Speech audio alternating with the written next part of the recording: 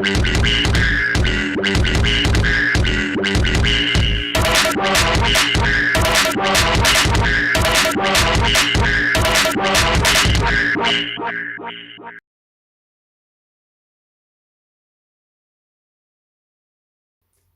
welcome to that Double D team. I'm D, and this is my Game of Thrones Season 8 episode review, breakdown, top 10 highlights.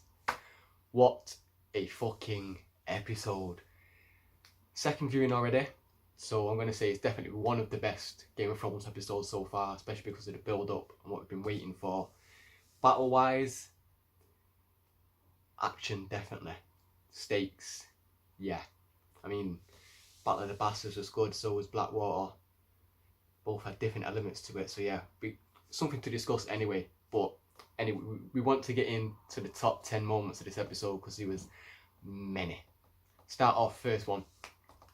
Melisandre returns and lights up all the Dothraki swords with a little spell on it. You're like, oh, because we know fire can kill the dead, so yes. And you see it all lights up across the barracks. You're like, yeah.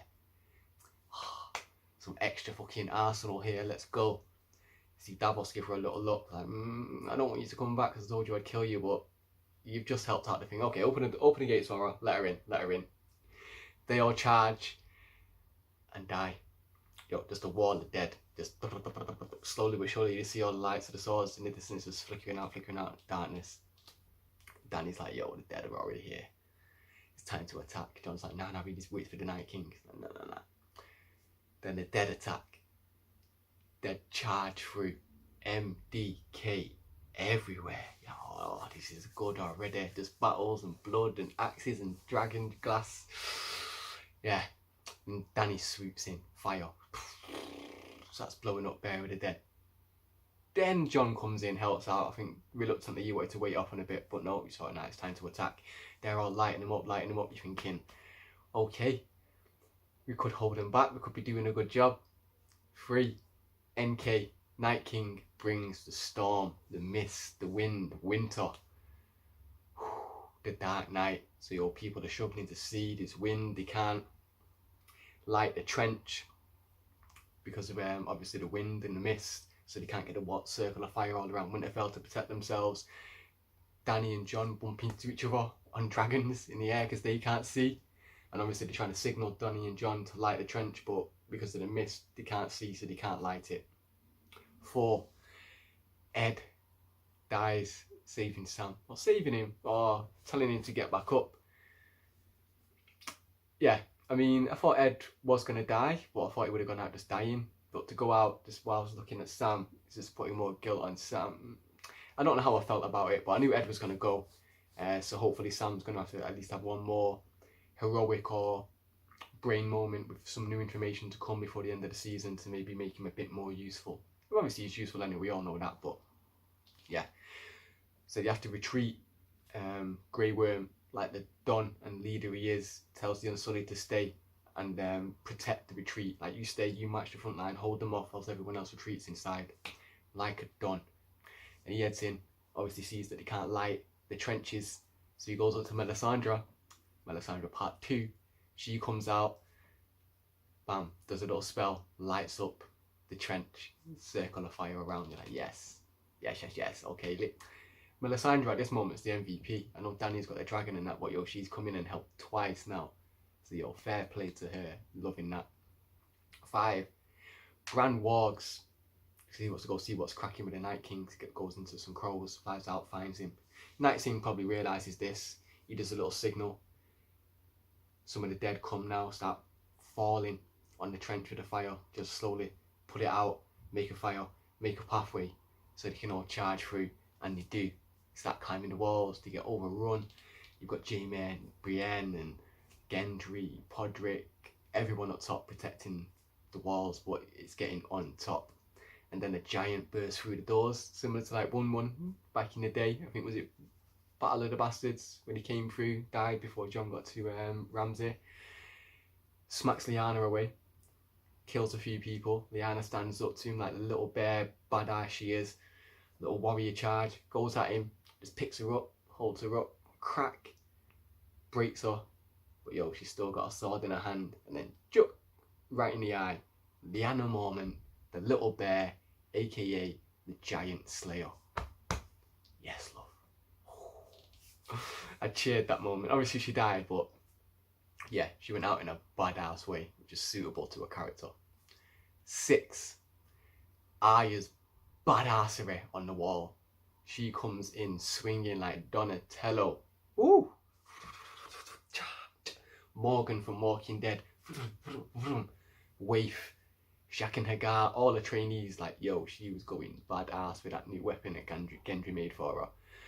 And yeah, Davos sees her, he just, with a look, like, second time in the episode where they planned to Davos to have a look at a female impacting a scene. I'm like, okay, Davos is, don't oversell it like, wow, but he's like, kind of in shock, like, yo, this girl's doing it. And Arya's smacking it up until, like, she gets hit, bangs into a wall, falls, looks up, and as she comes round, she just sees him, and that's when, like, I think fear sets in. She has to decides to run. Beric and the Hound clock her. This is where Beric kind of talks around the Hound as well, because the Hound's obviously shitting it in battle again, as we saw at the Battle of Blackwater, and there's obviously fire there. But Beric's like, yo, come on, man. He's like, yeah, we're gonna lose, we're scared, we can't win, I'm scared of dead. He's like, you tell that to her. Just points at Arya running on the rooftops, and Hound grows his balls, mate, starts charging after her to find her. We're like, yes. 7. Stealth mode, aka Player 1 Assassin's Creed. Arya in the library, just stealth, bookshelf to bookshelf to bookshelf, hiding around, hiding under a table. Some blood from her head starts dropping on the floor, drip, drip, drip. They hear it, they come over, oh, she's gone. Arya is awesome. Makes way at the room, Beric, Hound find her. They also have to start retreating because all the dead are after him. And they fight him off, and Arya's trying to help as well, tell Beric to come, but Beric's holding him off, and Hound's just dragging her away, saying, we need to go. Because he knows, like, yo, Beric's here to do a duty. We're here to save you, that's what we came for. Don't worry about if one of us fall, we're here to rescue you, Arya. You don't say it, but this is what you can tell, what you can imply. Especially last episode when she asked him, who do you ever fought for? Like, I fought for you, didn't I? Like, yeah, there's a bond between them two. So the Hound's just making sure he looks after Arya and takes her away. And he does, but Beric gets stabbed, and eventually falls, but yeah, tries to hold him away for as long as possible. So he goes out in a badass manner as well. So fair play, Beric, that was nice. Then we get the Melisandre and Arya reunion again. Although this time Arya's like, I remember you. You said I'd lose my sight. We'd meet again as well. She's like, we'd meet here. I'd lose my eyes. I'd take lives of many eye-coloured people. Brown eyes, green eyes, and blue eyes. And they have a look at an eye, is like, ah, I see what you meant. And just as she says that, the dead are marching on the door. Melisandre holds to her. What do we say to death? Not today. Arya just walks off then, like, yo, something's triggered with her. Awesome. So you got the Hound just in the room now, ready to protect Melisandre as the dead are just bound to come through the door. Situations like that are popping up all over Winterfell as well, man. It's hectic, absolutely hectic. 8. The dragon fight in air, which we've all been expecting, and this was pretty sick. Slightly, maybe a little difficult to keep up with and track, especially with the darkness and the camera angles panning frame from frame. But yeah, Jon versus the Night King, dragon to dragon. This was really good, man. Especially because, like, it seemed like Rhaegal was getting the advantage as well. Bites on the neck, yamming him up. You can see the ice dragon scratching. But yeah, the clamp around the ice dragon's neck was doing well. However, he ain't hitting it with dragon glass or Valyrian steel, so the ice dragon is still doing well. And then Dany pops up, bam, 2v1, boom, smacks off the Night King. Night King falls to the ground. I think Jon's dragon's injured as well, so he's plummets as well, crash lands. Not sure if it's dead. Need a few more viewings, I think. Jon's there, he survives on the fall. Dany's up in the air, sees the Night King. Dracarys. Like, yo, he lit his ass up. This is what I am talking about now. And Night King just steps up, steps out. See some emotion from him as well. He has a little smirk in his. Oh, you're like, yo, this guy's got some balls on him. And he picks up his ice spear. Then he's like, nah, fuck that. Retreat, Drogon. You turned out of there. She got off. For I ain't losing all my dragons and children today. 9. Jon versus the Night King. He sees him on the floor there, about to head towards Bran, thinking, fuck that, I'm coming for you. Starts charging towards him because the Night King's just about to do his come at me, bro, raise the dead moment. And he's doing it, and Jon just doesn't care, does he? Battle of the Bastards moment again, when Ramsay just lured him in with Rickon, got him out in the open field. And he gets to the Night King, or gets towards him, but all the dead have risen.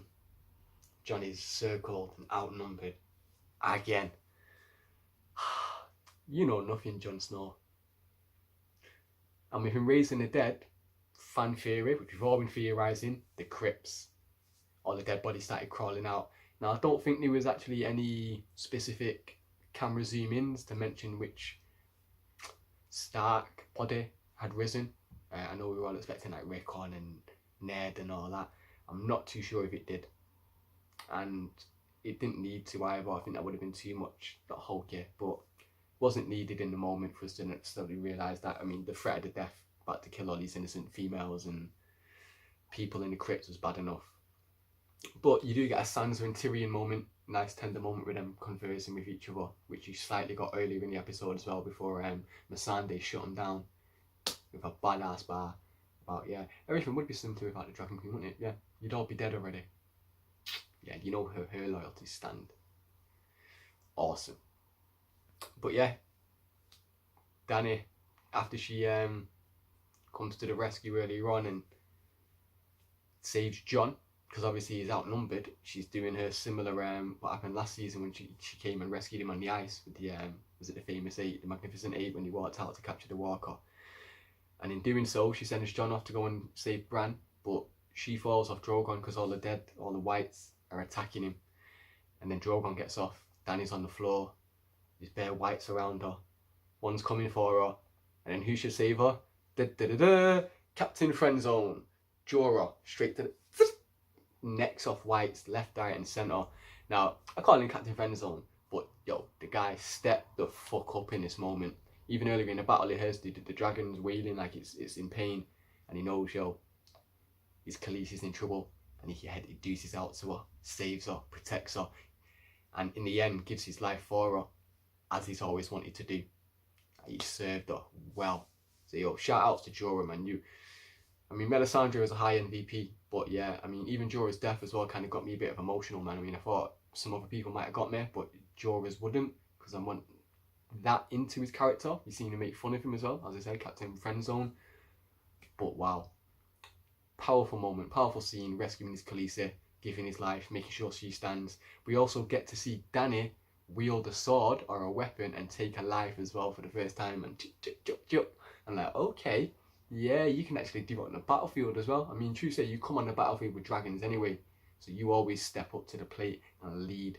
But on this occasion, no dragons, and you still just stood there. You were scared at first, but yo, your man came to your side, you got your weapon, and you were taking man out back to back, which is similar to Brienne and Jaime earlier on when they were doing back to back. That was lovely, lovely little moment. 10. The end. It looked like it was. I was really into the episode, and they were just getting overrun left, right, centre, and you're thinking, what the fuck's going to happen here? I can't see a victory. I was racking my head thinking, right, who could turn up now and save the day? Who haven't we seen? No, Bronn's going to come in with a dragon glass arrow and take out the Night King. My mind was going mental. Obviously, when we got to the final scene, I was like, okay, I'm waiting for a certain person. But anyway, this is where we get Jon blocked by the Ice Dragon. Jon's trying to make his way through Winterfell to get to Bran. Can't. Dead everywhere. Buildings falling apart. You've got the Ice Dragon in there, just Viserion just firing everything up, blocking his path. He can't get around. See Sam on the floor, overrun by whites, probably going to die. ignores him. Like this, the previous seasons he'd have helped him out as his brother from the Night's Watch, best friend. But no, he needs to get to Bran because Bran's his blood and also key and integral to this battle, because if the Night King gets him, then it's over. So yeah, it was a nice little moment. Jon's looking around the battlefield. Grey Worm outnumbered, Podrick outnumbered, Jaime Brienne outnumbered, the Hound, mental. It was going on.